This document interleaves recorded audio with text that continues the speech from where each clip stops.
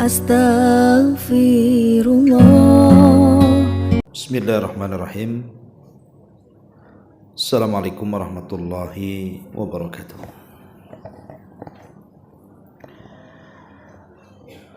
Alhamdulillah wassalatu wassalamu ala Rasulillah wa ala alihi wa sahbihi wa mawalah wa la hawla wa la quwwata illa billahi wa ba'du. Alhamdulillah, segala puja dan puji hanya milik Allah Subhanahu wa ta'ala. Salat dan juga salam kita hadiahkan kepada Rasul kita Nabi besar Muhammad sallallahu alaihi wa ala alihi wasallam. Kita lanjutkan kembali kajian kita, masih membahas Kitabul Jami' dan kita masuk kepada hadis yang ke-7. Hadis dari Ibnu Umar radhiyallahu anhu. Nabi sallallahu alaihi wasallam bersabda, "Man ista'adzakum billahi fa'idhu, wa man sa'alakum billahi fa'atuh, wa man ata ilaikum ma'rufa fakafi'u, fa illam tajidu fad'u lahu." Kata Nabi sallallahu alaihi wasallam, ya,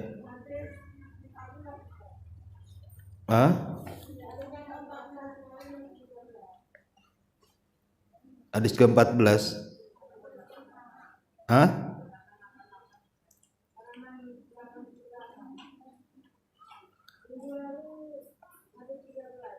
Iya betul kan, yang saya baca betul.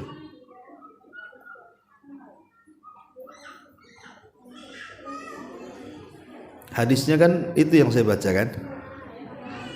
Iya, ibu lihat matannya, kalau saya lihat syarahnya. Bukunya sama. Iya, ibu lihat di matannya dia, kalau saya di syarahnya. Taib, nggak apa-apa. Biasa kalau sudah tua amnesia.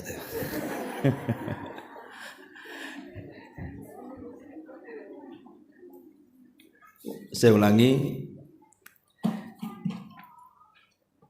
An Ibni Umar radhiyallahu anhuma anin Nabi sallallahu alaihi wasallam qala, "Man ista'adzakum billahi fa'idhu, wa man sa'alakum billahi fa'utu, wa man ata ilaikum ma'rufa fakafi'u, fa illam tajidu fad'u lahu." Akhrajahu Al-Baihaqi.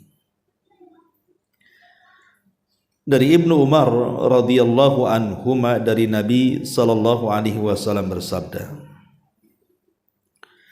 "Barang siapa meminta perlindungan kepadamu dengan menyebut nama Allah, maka berilah dia perlindungan. Barang siapa yang meminta kepadamu dengan nama Allah juga, berilah dia. Dan barang siapa memberikan kebaikan kepadamu, balaslah dia. Jika kamu tidak mendapati sesuatu untuk membalasnya, maka doakan kebaikannya." Hadis ini adalah hadis yang sangat agung sekali karena menceritakan tentang akhlak yang tinggi dalam Islam. Nabi sallallahu alaihi wasallam kita tahu diutus untuk menyempurnakan akhlak. Innama bu'ithtu liutammima makarimal akhlak. Aku diutus itu untuk menyempurnakan akhlak manusia. Lah di antara akhlak yang diajarkan Nabi sallallahu alaihi wasallam itu yang terdapat dalam hadis ini. Ada 3 perkara dalam hadis ini yang luar biasa kalau kita dalami, menunjukkan tentang keindahan Islam. Yang pertama, Di sini Nabi Shallallahu Alaihi Wasallam mengatakan, man ista'adzakum billahi fa'idhu. Barang siapa yang meminta perlindungan kepadamu dengan nama Allah, maka lindungi dia. Ini akhlak pertama. Kemudian akhlak kedua, wa man sa'alakum billahi fa'utu. Barang siapa yang meminta sesuatu kepadamu karena Allah, maka penuhilah permintaannya. Kemudian akhlak yang ketiga, barang siapa yang berbuat baik kepadamu, maka balaslah kebaikannya. Jika kamu tidak dapat membalas kebaikannya, maka doakan dia. Baik, kita kupas satu-satu. Pertama, kalau ada orang yang datang kepada kita meminta perlindungan agar kita melindungi dia, kemudian dia membawa-bawa nama Allah, maka kita harus melindungi dia. Umpamanya saya datang ke ibu, Bu, saya kemarin diancam oleh tetangga sebelah. Katanya saya mau dibunuh. Tolonglah saya. Saya tidak bisa apa-apa. Tolonglah karena Allah. Kalau dia ngomong begitu, Bu, dan ibu bisa melindungi dia, maka ibu wajib melindunginya. Karena dia sudah membawa-bawa nama Allah. Tetapi kebalikannya, kalau ada orang yang ngomong ke kita, aku berlindung kepada Allah dari kamu, maka sebaiknya kita menyingkir dari dia. Ya Bu ya, jadi berlindung kepada Allah itu ada dua macam. Ada orang yang berlindung kepada Allah karena kita. Ada orang berlindung kepada Allah itu karena minta bantuan kita. Kalau seandainya ada tetangga mengatakan kepada kita, aku berlindung kepada Allah dari kamu, maka kita harus menjauh dari tetangga itu demi memuliakan nama Allah. Kan itu pernah terjadi di zaman Nabi. Jadi Nabi itu pernah menikahi seorang wanita putri daripada kabilah Jauniyah. Salah satu istri Nabi itu adalah seorang putri yang sangat cantik sekali dari kabilah Jauniyah. Makanya disebut Ibnatul Jaun, putri dari kabilah Jauniyah. Memang dia kelebihannya punya kecantikan dibandingkan istri-istri yang lainnya. Akhirnya ada sebagian istri-istri Nabi yang kemudian cemburu, kemudian mengajarkan kalimat yang ia tidak paham, karena Ibnatul Jaun ini bukan orang Arab. Apa yang diajarkan kepada Ibnatul Jaun?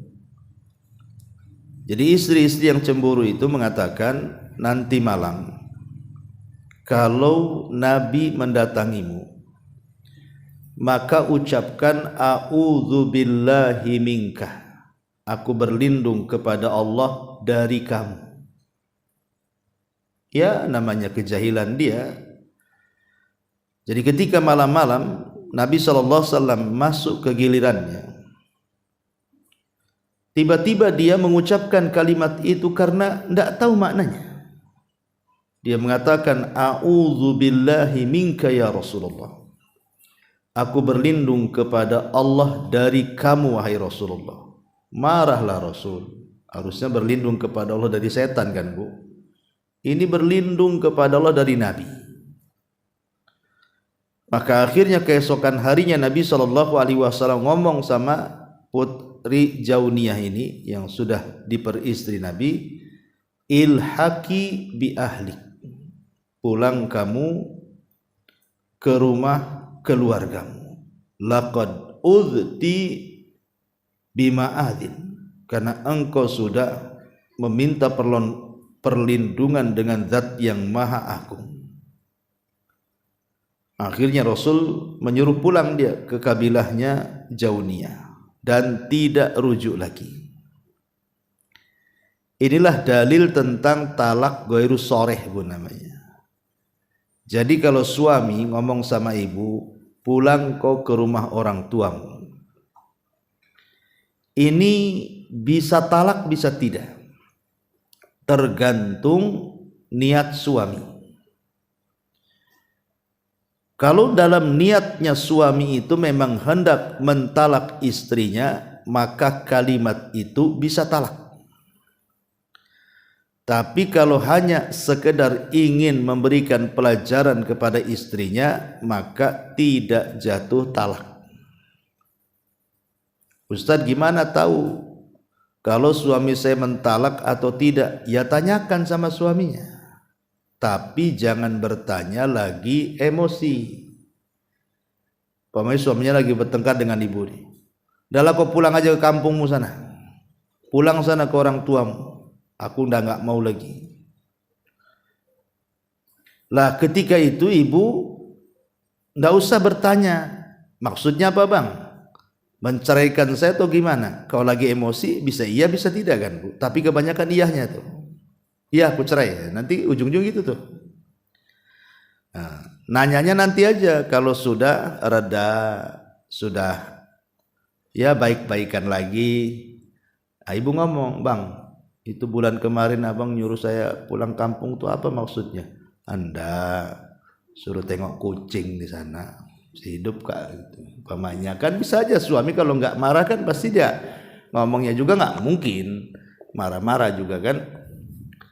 Ya, jadi cerai ghairu sharih, lafaz cerai tanpa jelas ini perlu ditanyakan kepada pengucapnya. Lain kalau seandainya jelas-jelas mengatakan anti talik, saya ceraikan kamu, itu nggak perlu ditanya lagi karena sudah jelas kan gitu ya. Tapi syahidnya di sini bukan itu masalahnya, bukan cerita cerai, tetapi di sini Nabi SAW marah. Akhirnya kemudian Rasul memulangkan istrinya dengan cara talak ghairu sharih namanya. Jadi kalau ada tetangga ngomong aku berlindung kepada Allah dari kamu, ibu cepat pindah rumah bu, ya, cari tempat lain. Berarti dia telah bersumpah atas nama Allah. Kita ini disejajarkan dengan setan masalahnya kan. Kita disuruh berlindung kepada Allah dari setan, masa berlindung dari kita kan gitu. Jadi ini, tapi kalau seandainya dia datang kepada kita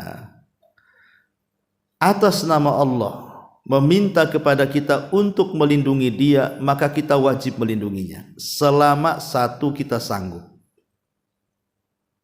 Kalau kita sanggup melindungi, lindungi dia. Ya. Yang kedua, bukan dalam perkara haram. Dalam perkara haram tidak boleh. Melindungi orang dalam perkara haram itu tidak boleh. Makanya ini juga kerjaan pokat nih biasanya. Orang-orang jadi pengacara ini jangan melindungi orang salah, walaupun dia minta atas nama Allah. Karena di sini Nabi SAW mengatakan, barang siapa yang meminta kepadamu perlindungan karena Allah maka lindungi. Maksudnya adalah pertama kepada orang yang bisa melakukannya dan sanggup, dan bukan kepada orang yang tidak sanggup. Kalau meminta perlindungan kepada yang tidak sanggup bisa syirik. Contoh meminta perlindungan ke kuburan, ya tidak boleh lah, bisa syirik gitu ya. Jadi meminta kepada orang yang orangnya hadir di depan kita, dia sanggup menolong kita, maka boleh. Yang kedua, bukan dalam perkara yang diharamkan. Nah inilah bagaimana Islam itu mengajarkan kepada kita akhlak. Kalau ada yang minta dilindungi, kita lindungi. Ini yang pertama. Kemudian yang kedua, di antara akhlak Islam juga adalah wa man sa'alakum billahi fa'utu. barang siapa yang meminta kepadamu atas nama Allah, maka beri dia. Jangan sampai kita tidak memberinya. Tetapi ulama memberikan 4 syarat.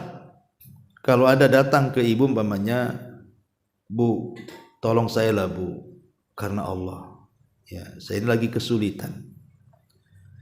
Maka ibu katakan, apa yang harus aku tolong?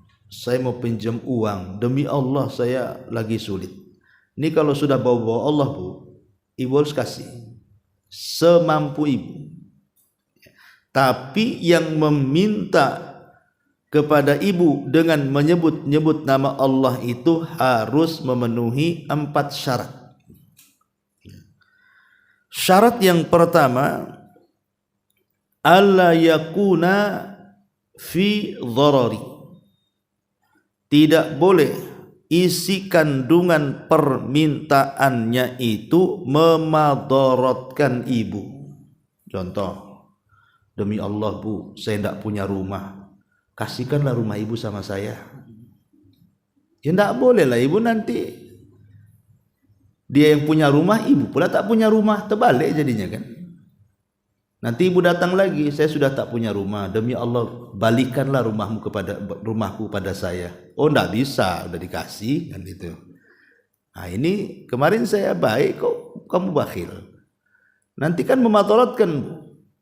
Ya, jadi tidak boleh kalau dia memadaratkan kita, walaupun dia meminta atas nama Allah, kita tidak bisa turuti karena memadaratkan kita masalahnya.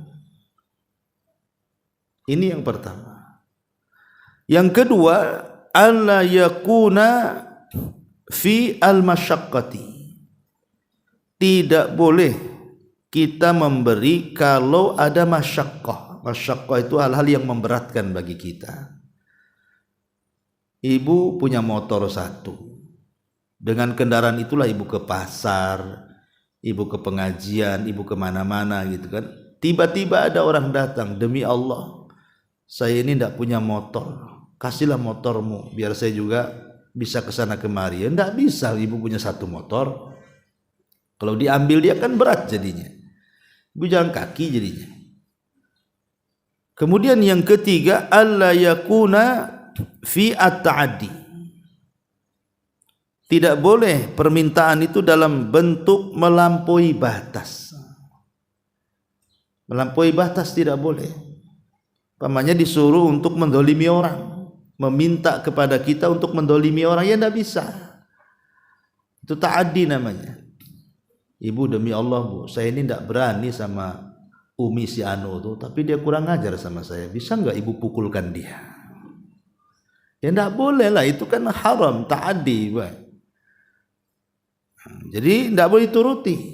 Walaupun dia meminta kepada ibu atas nama Allah, tidak boleh turuti karena di situ ada at-ta'addi, melampaui batas namanya. Kemudian yang terakhir, au sa'ala ma la yahtaj, atau dia meminta sesuatu yang dia tidak berhajat sebenarnya dengan itu. Jadi dia meminta sesuatu yang sifatnya sia-sia untuk dia gitu ya. Dia sudah kaya, ya kan, uangnya banyak. Kemudian demi Allah saya minta sama ibu uang 100.000 lah. Dia miliarder. Buat apa dia aja duitnya banyak kan itu.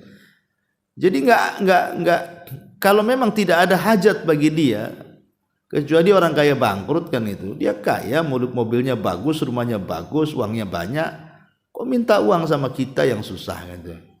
Lah kalau memang tidak ada hajat, tidak ada kebutuhan, atau mungkin bertanya soal gaji umpamanya. Suami ibu gajinya berapa? Bisa nggak dihabarkan kepada saya? Ngapain tanya-tanya gaji orang? Ya, jadi kalau yang seperti itu tidak boleh, walaupun bertanya ilmu sekalipun, kalau ilmunya tidak untuk diamalkan, hanya untuk main-main saja, tidak berhajat untuk itu, nggak usah dikasih, nggak usah dijawab. Ya. Tetapi kalau seandainya hilang 4 syarat ini, maka ibu wajib ngasih. Apalagi itu hak dia, umpamanya ibu ini kaya, Ya bukan kaya, cukup lah. Cukup, kalau beli mobil ya cukup duitnya, beli rumah cukup lah pokoknya ya. Jadi datanglah orang miskin nanya zakat ibu. Ibu kan kaya, mungkin kan tiap tahun mesti ada zakatnya. Demi Allah saya ini susah, anak saya sakit, saya ini juga suami lagi udah baru meninggal kemarin, saya nggak ada apa-apa. Demi Allah bu, tolong saya. Ini kalau sudah demi Allah bu, ibu harus kasih. Kalau tidak ibu berdosa. Bukan karena orang yang minta, karena dia menyebut-nyebut nama Allah, itu masalahnya. Jadi kita memberi itu karena mengagungkan Allah Subhanahu wa ta'ala. Tetapi ibu harus paham bahwa ketika ada orang meminta-minta kepada ibu dengan menyebut-nyebut nama Allah pun harus memahami 4 perkara tadi. Ya, melihat diri kita lah.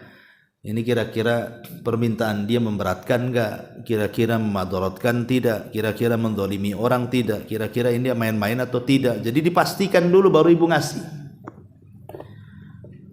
Kalau tidak, enggak usah. Atau dalam perkara-perkara yang haram lah umpamanya.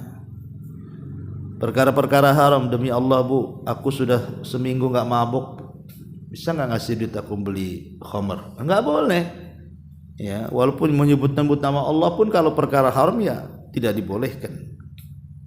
Jadi ini tetapi kalau seandainya terhindar dari perkara-perkara ini, maka ibu wajib kasih. Wajib kasih. Kalau tidak maka ibu berdosa. Jadi kalau ada yang meminta kepada kamu, kata Rasul, billahi, karena Allah, fa'utuh, maka berikan dia. Baik berupa hissi. Ya, hissi itu benda-benda, barang-barang, uang dan yang semacam yang bisa dipegang gitu kan. Ataupun meminta doa. Dia minta tolong sama kita untuk didoakan, maka kita doakan dia. Jadi memberikan pertolongan itu kan ima dengan bentuk barang atau dalam bentuk doa. Ya, ini yang kedua. Yang ketiga, Nabi SAW mengatakan, waman ata ilaikum ma'rufa fakafi'uhu. Barang siapa yang memberikan kebaikan kepadamu, maka balas kebaikannya. Jangan melupakan kebaikan orang atau jasa orang. Balas jasa dan kebaikannya. Minimalnya kalau tidak bisa lebih dari kebaikannya, setara dengan kebaikannya. Kalau memang tidak bisa setara, ya mungkin di bawahnya. Tapi kalau memang tidak ada yang bisa kita berikan sebagai balas jasa atau balas budi orang, apa kata Rasul? Fa illam tajidu fad'ulahu.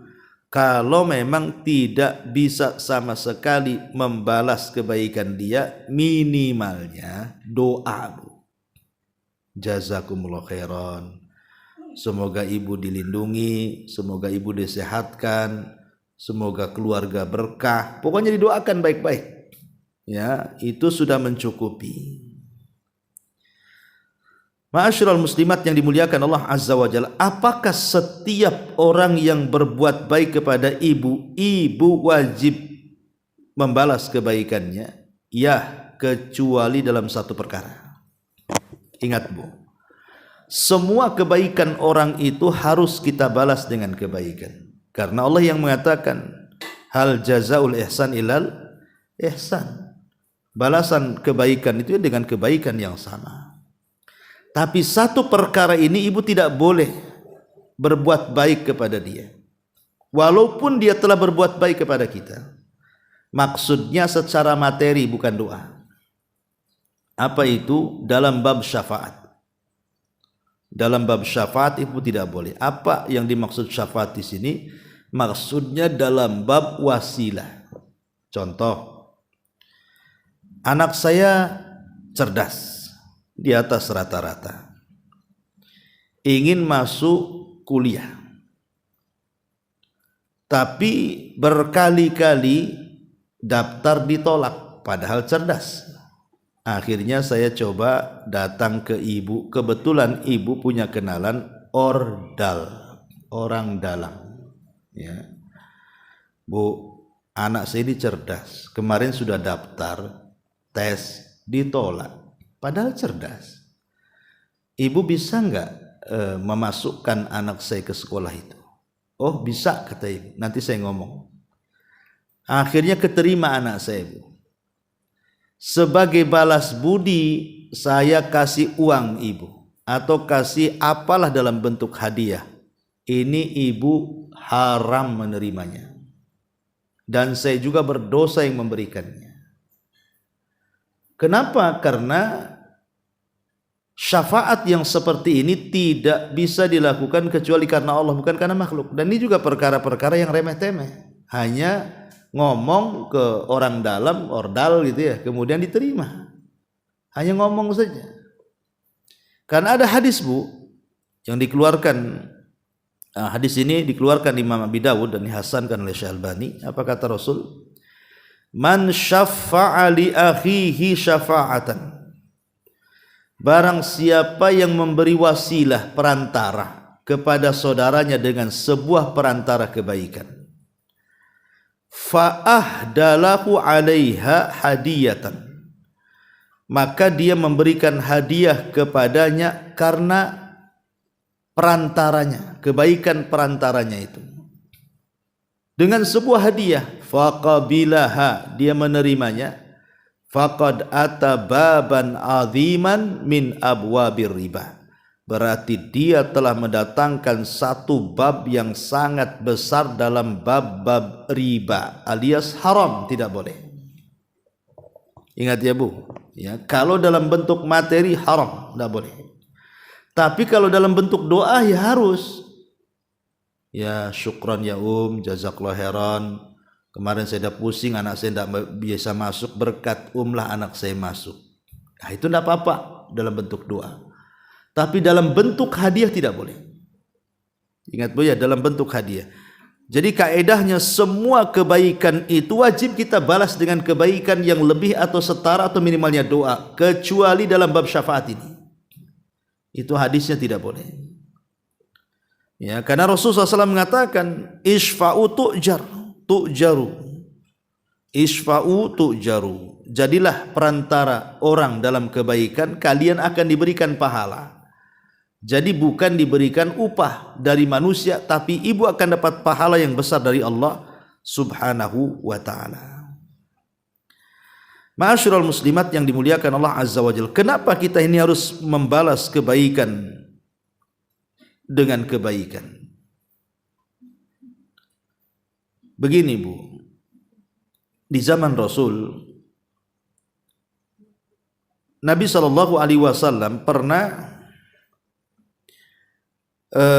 meminta bantuan dari orang namanya Abdullah ibn Abi Rabi'ah al-Mahzumi sebelum terjadi perang Hunain. Rasul meminjam sesuatu. Maka kemudian Nabi SAW mengembalikan pinjamannya itu. Maka Rasul pun mendoakan dan mengatakan, barakallahu laka fi ahlika wa malika, innama jazaa'us salafil wafa wal hamd. Semoga Allah memberkahi kamu, keluargamu, hartamu, dan balasan orang yang sepertimu adalah doa dan pujian. Jadi dari sini kita tahu Nabi mencontohkan jangan pernah lupakan kebaikan orang. Karena orang yang hadis kemarin yang kita bacakan sudah kita jelaskan, ya. Orang yang membantu orang itu, bukan hanya dia akan dipuji manusia, tapi Allah akan hilangkan semua kesulitan dia pada hari kiamat. Tapi masalahnya gini, Ustaz, seandainya saya ini sudah berbuat baik, ya, sama saudara sama tetangga, sama teman, tapi dia pula berbuat jahat sama saya. Cemana, Bu, kayak gini nih? Ibu berbuat baik sama orang, orang itu pula buat jahat sama kita. Ada sebuah hadis, Bu. Jadi di zaman Nabi SAW ada seorang sahabat mengadu kepada Rasul. dan mengatakan, Rasul, aku ini berusaha menyambung silaturahim kepada kerabatku, tapi mereka memutuskanku. Aku berusaha berbuat baik kepada mereka, tapi mereka mendolimiku. Aku berusaha untuk senantiasa memaafkan mereka, tapi mereka tidak pernah memaafkanku. Pokoknya intinya aku berusaha berbuat baik, tapi balasannya tidak baik. Macam mana wahai Rasul? Maka Nabi SAW mengatakan, kalau yang kau ceritakan itu sebuah kebenaran, kau tidak berdusta. Fa innahu lan yazala ma'aka minallahi zahirun ma kunta ala dzalik. Maka percayalah, akan datang pertolongan kepadamu selama sikapmu tidak berubah.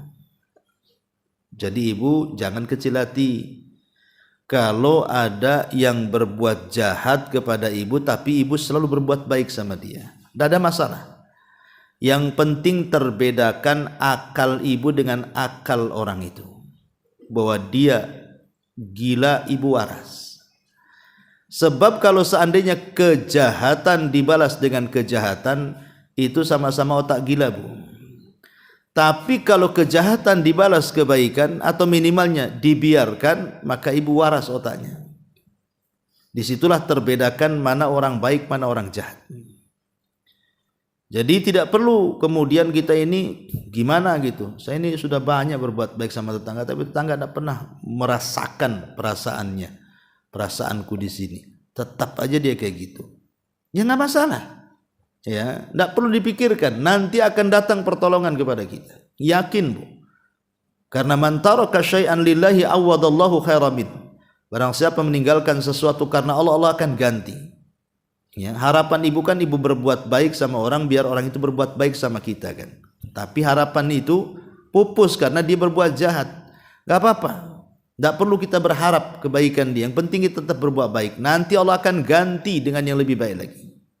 Jadi ini harus dipahami.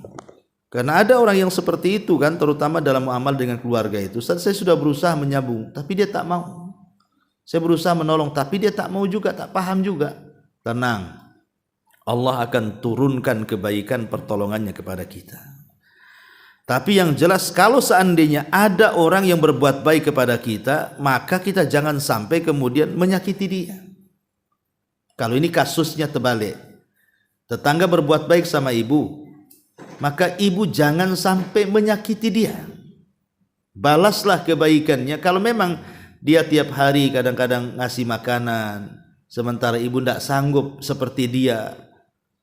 Dia bawa gulai rawon yang enak-enak, sementara ibu tak pandai buat-buat kayak gitu, ataupun mungkin tak sanggup buat, tak ada duit, mau ngasih sayur asem tak imbang, dia gulai masa sayur asem kan kebanting jadinya kan. Nah, tapi kalau memang ibu berbuat baik nggak apa-apa, ya. Tapi kalau tidak ada sama sekali, minimalnya doa lah, masa doa nggak kasih, minimalnya doa. Jangan sampai kemudian doa pun tidak. Ini memanglah orang nggak punya akhlak. Sudah dibaikin orang, dia nggak pernah berbuat baik balik, doa pun tidak. Ada orang-orang kayak gitu tuh, Bu. Ya demi Allah saya menyaksikan di masyarakat itu ada orang-orang yang seperti itu. Jadi ada orang itu yang sudah berbuat baik sama orang sampai kemudian diberikan macam-macam gitu ya. Tapi timbal baliknya tidak ada. Jangan lagi mungkin timbal baliknya ya harta yang sudah dikasih atau ilmu yang sudah dikasih, mendoakan pun tidak sama sekali. Nah ini kurang ajar ya. Jadi jangan sampai seperti itu. Tapi kalau seandainya kebalikan yang tadi saya katakan, ibu yang disakiti sementara ibu yang berbuat baik kepada orang, maka maafkan, itu lebih baik. Karena di zaman Rasul pun terjadi, Bu. Nabi itu pernah disakiti oleh banyak orang kan, terutama oleh orang-orang Quraisy, orang musyrik Quraisy itu di zaman periode awal-awal berdakwah. Tetapi ketika terjadi Fathu Mekah, Nabi memandang tuh wajah-wajah orang yang pernah menyakitinya. Tapi tiba-tiba Rasul mengungkapkan satu kata-kata yang merupakan akhlak sesungguhnya Nabi. Apa kata Rasul? Idhabu fa antumut tulaqa. Pergi kalian, kalian sudah kumaafkan. Persis seperti Nabi Yusuf, ya kan, ketika sudah kumpul saudara-saudaranya di Mesir, dia masih teringat dulu yang mencemplungkan dia ke sumur itu saudara-saudaranya. Jadi ketika melihat wajah, karena begini Bu ya, orang yang berbuat zalim itu dengan lamanya waktu biasanya lupa kepada wajah orang yang dizaliminya. Tapi orang yang dizalimi terkadang walaupun berjalan lama, kadang-kadang dia tidak pernah lupa muka orang yang menzaliminya Bu. Itu memang kaidah seperti itu. Akan diingat terus sampai ke bawah mimpi wajahnya itu. Ya, orang yang menzalimi itu. Tapi kalau orang berbuat zalim dengan yang dizalimi, itu dah lupa wajahnya, Bu. Lupa dia. Lah, Nabi Yusuf ini melihat wajah-wajah saudaranya, kan sudah ketemu besar, bukan? Itu waktu kecil, sekarang sudah ketemu besar. Yusuf masih nampak gitu wajah-wajah. Bagaimana penyiksaan mereka dulu mau membunuh, dimasukkan ke sumur. Tapi tiba-tiba Nabi Yusuf mengatakan apa? La tasriba alaikumul yaum. Tidak ada celak lagi hari ini. Aku sudah maafkan kalian. Indah sekali. Ya. Begitu juga Abu Bakar Siddiq radhiyallahu anhu ketika Mistah itu menuduh anaknya. Itu kan sakit Bu. Gimana? Anaknya dikatakan pezina sementara dia istri Nabi. Apa kata dunia? Dicemooh seperti itu. Ketika turun ayat bahwa Aisyah tidak berzina, mengungkap bahwa itu berita hoax. Lah salah satu yang menyebarkan berita itu Mistah. Mistah ini kerabatnya Abu Bakar. Tiba-tiba dia pula menyebarkan hoax. Ya. Sakit hatilah manusiawi Abu Bakar juga. Tapi turun ayat. Wala ya'tali ulul fadli wasa'. Tidak boleh orang-orang yang punya kelebihan harta itu bersumpah untuk tidak menolong orang-orang miskin. Bukankah Allah akan mengampuni dosa-dosanya? Maka ketika turun ayat ini, Abu Bakar mengatakan, aku maafkan Mistah. Bahkan aku akan melebihkan nafkah dia 2 kali lipat daripada sebelumnya. Luar biasa Bu ya. Jadi itulah diantara contoh-contoh bagaimana kalau kita seandainya disakiti maka balaslah dengan kebaikan. Tapi kalau ada orang yang kemudian berbuat baik kepada kita, maka balaslah kebaikan itu dengan kebaikan lebih atau setara, atau paling tidak doakan kebaikannya. Itulah inti daripada hadis ini. Ya, wallahu alam. Ini hadis terakhir dalam babus silah. Ya, karena nanti setelah ini kita masuk bab baru namanya bab zuhud dan wara, dan hadisnya cukup panjang, tidak bisa kita bahas untuk hari ini. Mungkin hari ini satu hadis saja sebagai penutup babu as-silah. Taib, sebelum saya tutup kita buka tanya jawab, silakan.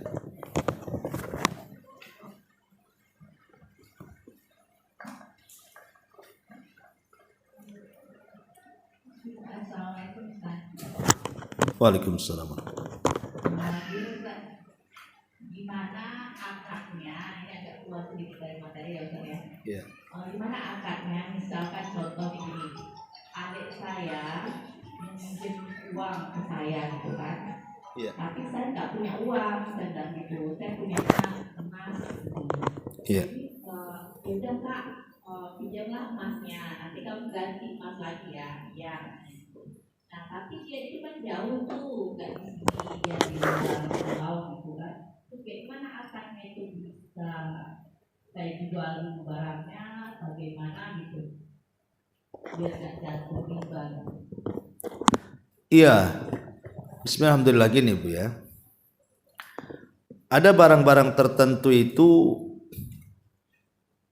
masuk pada komoditi riba. Maksudnya komoditi riba itu kalau tukar-tukaran barang yang sifatnya masuk dalam komoditi riba itu, maka akan jatuh kepada riba fadl. Riba fadl dengan riba nasyah beda. Kalau riba nasyah kan riba jahiliyah. Tetapi boleh seseorang itu menukar barang yang sama-sama komoditi riba, salah satunya emas ataupun perak, gitu ya. Tapi dengan 2 syarat. Pertama harus kontan. Yang kedua harus seimbang beratnya. Contoh, ibu datang ke toko emas. Ibu mau menukar emas ibu yang lama dengan emas yang baru. Maka tidak boleh kemudian, pasti tukang toko pun tak mau kan Bu kalau beratnya sama, walaupun kualitasnya sama gitu ya. Tetapi kalau emas lama dengan emas baru, rata-rata pihak penjual emas pasti dia tidak mau rugi. Pasti dia akan naikkan harga kan Bu.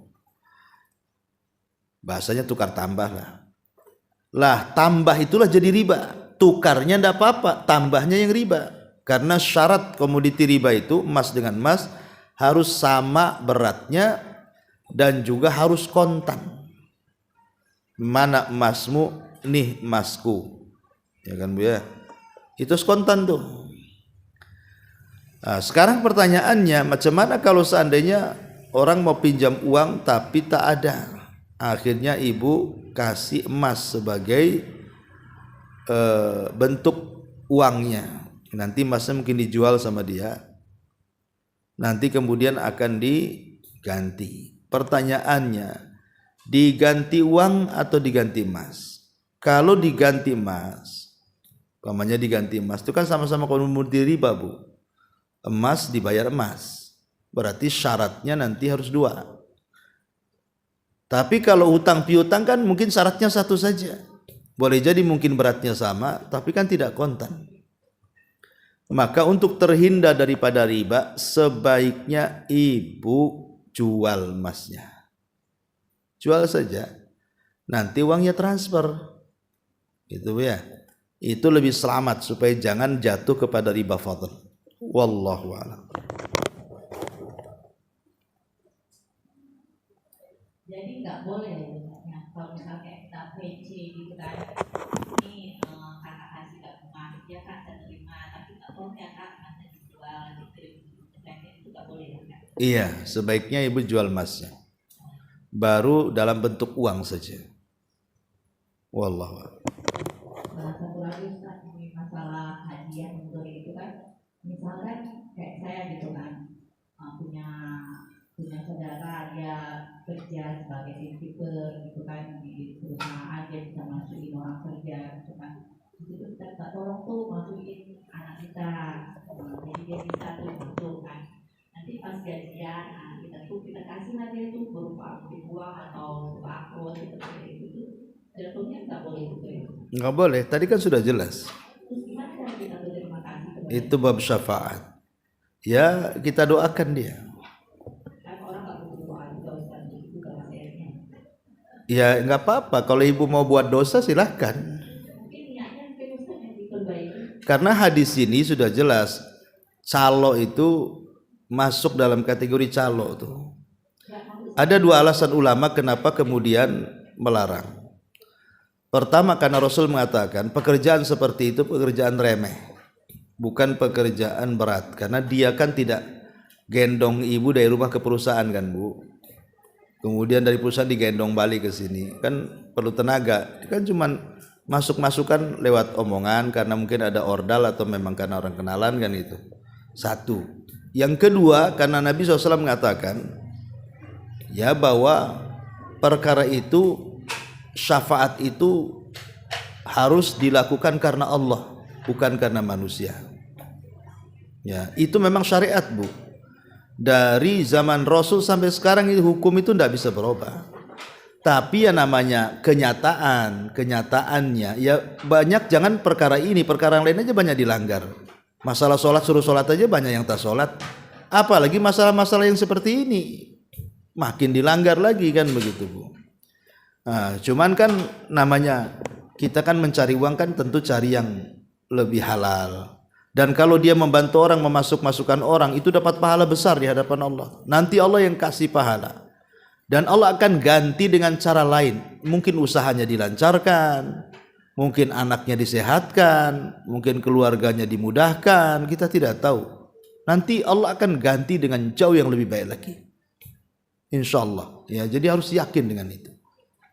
Karena hukum tidak bisa ditawar-tawar Bu. Hukum itu. Contoh umpamanya ya, di zaman Nabi. Jadi ada seorang wanita putri daripada anak ketua kabilah mencuri.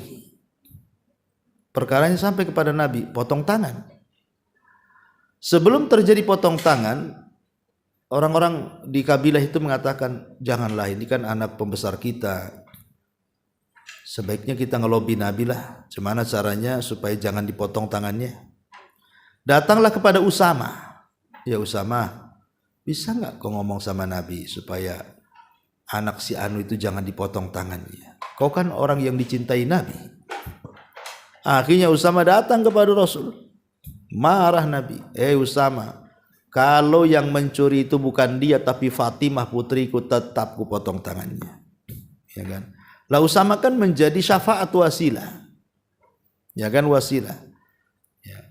Tetapi wasilah untuk memberikan keuntungan kepada kabilah lain kan, tetap Rasul menolak, tidak boleh. Karena memberikan keuntungan, harusnya dipotong, dia tidak dipotong, itu kan keuntungan sebenarnya dari segi duniawi kan. Maka dalam perkara ini pun sama. Pamannya ibu masukkan anak ke Jabal Uhud, ke pesantren saya nggak nerima. Karena mungkin saya lihat nggak layak anak ibu masuk di pondok saya. Rupanya cari orang yang dekat dengan saya, bisa nggak ngomong sama Abu Mero biar anak saya masuk ke Jabal Uhud? Oh bisa, kan itu. Tiba-tiba dia ngomong, tolonglah Ustadz, masukkan di tetangga saya nggak enak. Akhirnya masuklah anak ibu. Karena berterima kasihnya kepada orang yang sudah masukkan anak ibu, ibu kasih hadiah. Itulah hadiahnya itu membuka pintu riba sebanyak-banyaknya, kata Rasul. Artinya haram, tidak boleh. Itu hukum baku masalahnya. Nggak bisa dibantah kan itu. Kalau memang pekerjaan banyak yang lain, kenapa mesti jadi calo seperti itu? Kerja banyak. Gitu ya. Wallahu a'lam. Kalau miskin, oke lah, kita udah ngerti ya, di satu sisi dia tuh gak paham kan gitu. Mungkin dia mungkin berharap juga gitu kan. Tapi kalau kita ubah niat kita juga nggak boleh ya Ustaz. Misalnya oke lah, kita nggak berniat untuk membalas kebaikan dia, tapi itu kita tulis sebagai hadiah, tetap tidak boleh. Nah, Niatnya apa? niatnya ada yang kita ubah. Misalnya kayak gini kan, kita nggak berniat untuk membalas jasanya. Jadi niat yang dirubah itu niatnya macam mana? Kita hanya sekedar memberi hadiah aja. Nggak ada niat sama sekali? Ya, dia hadiah untuk hadiah. Nggak mungkin nggak ada niat itu. Mana ada? Ibu ini mau menipu Allah, itu namanya. Allah tahu maksud ibu itu. Ya. Nggak boleh, tetap nggak boleh. Dalam Islam itu nggak boleh, kan itu membuka peluang hal-hal yang diharamkan menjadi halal. Ya. Jadi tolong menolongnya nggak ada jadinya di situ, Bu. Karena setiap orang harus bayar, harus ngasih hadiah, harus bayar, harus ngasih hadiah. Cemana nggak ada tolong menolong lagi. Dalam Islam itu sebenarnya kita wajib menolong orang itu tanpa harus minta hadiah. Makanya kenapa kalau kehidupan ini sesuai dengan syarat Islam itu enak sebenarnya. Tapi ini belum gajian, anakmu udah masuk perusahaan tuh. Saya dapat apa? Pak, anak saya belum gajian loh. Itu kan kadang-kadang ada orang. Bahkan ada calo masuk kepolisian itu, Bu, sampai ratusan juta tuh, Bu. Akhirnya jadi polisi, akhirnya gitu juga ngembaliin modal kan. Gajinya kecil, jadi akhirnya jadi orang jahat jadinya karena untuk kembalikan modal. Coba kalau mamanya diterapkan Islam tuh. Ya, enak sebenarnya. Tapi ya gitulah, kita ada memang akhlak-akhlak Islam sudah mulai tidak ada ya. Akhirnya semua pakai uang, stres sendiri jadinya. Wallahu a'lam. Saya paham maksud ibu ya, karena perasaan lah istilahnya. Kita kan lebih ngikut, orang timur ini kan lebih ngikut perasaan. Masa sudah dibantu kok nggak ngasih upah, nanti nggak dibantu lagi loh, nah gitu kan. Atau nanti takut nanti digagalin lagi anak yang sudah masuk, nanti tahu-tahu dikeluarkan lagi. Jadi banyak pertimbangan, akhirnya terpaksalah kita akhirnya ngasih hadiah. Ya. Wallahu a'lam. Ya.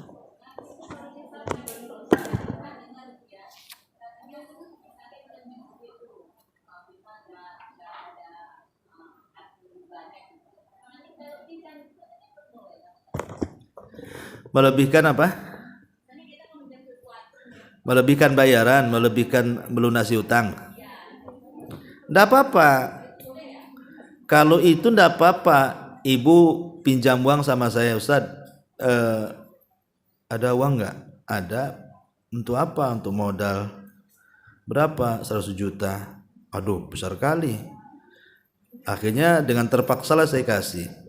Ya udahlah, ambillah. Kapan bayar? Bulan depan. Pas bulan depan, belum sampai bulan depan ibu sudah ada duit. Akhirnya ngasih sama saya 120 juta. Namanya kan? Kalau saya itu tidak terkenal sebagai rentenir, maka boleh, Bu. Tapi kalau saya terkenal sebagai rentenir, walaupun tidak ada akad, nanti kau bayar 100 lebih ya, itu tetap tak boleh. Lihat orang yang meminjami ibu, terkena rentenir atau tidak, itu saja. Oh tidak, dia orang baik Ustaz, suka minjamin orang. Maka kalau dia orang baik, tidak pernah dia meriba-ribakan uang, maka ibu kasih lebih. Ya, kasih lebih ya. Minimalnya kalaupun tidak lebih, maka setara dengan hutangnya.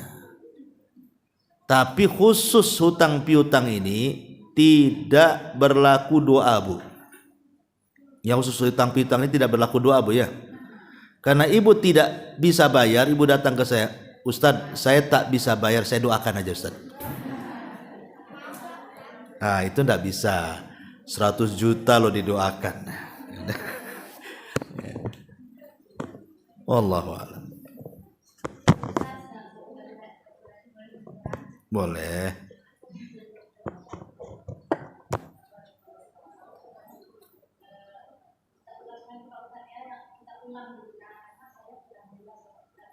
Ini Pak Ustadz, kebiasaan ada beberapa teman gitu pinjam uang ke saya gitu Pak Ustadz, tapi karena saya punya emas, saya kasih emas Pak Ustadz. Nah, kebetulan kan susah bayarnya lama begitu Pak Ustadz. Dulu waktu beli emas itu kan harganya murah Pak Ustadz, waktu dia jual harganya kan masih murah gitu. Sekarang kan udah mahal Pak Ustadz, dan dia keberatan untuk membayar seharga emas yang kita pinjamkan itu Pak Ustadz. Kepengennya saya sih emas dibayarnya Pak Ustadz, harus pinjamnya kan emas. Nah, jadi bagaimana Pak Ustadz? Sementara waktu dia jual emas itu tidak semahal harganya sekarang begitu. Ya tetap harus bayar emas lah, Bu. Iya. Bukan riba Pak Ustadz ya. Karena kita bertanamnya emas memang. Ya kalau dulunya emas ya harus emas lagi. Walaupun emas itu dia jual terus dia pakai uangnya Pak Ustadz. Iya, ya sekarang kalau ibu minta emas kan tidak mungkin dihargakan dengan uang dulu, kecuali kalau dulu pinjamnya pakai uang. Kalau mama hidup 100 rupiah, nah udah 100 tahun utangnya, lama kali itu udah meninggal juga orang itu, mungkin 50 tahun. Ya sekarang kalau uang pakai uang lagi, tapi kalau emas ya harus emas. Itulah makanya kenapa mata uang yang tidak pernah akan turun itu emas. Sebuah negara itu kalau mata uangnya pakai emas, stabil dia. Nah, tapi kalau pakai rupiah, ringgit, dolar ya kadang naik kadang turun kan itu. Tapi kalau emas kan stabil, turun pun tak banyak, naik pun tak banyak, tapi dia stabil emas itu. Wallahu a'lam.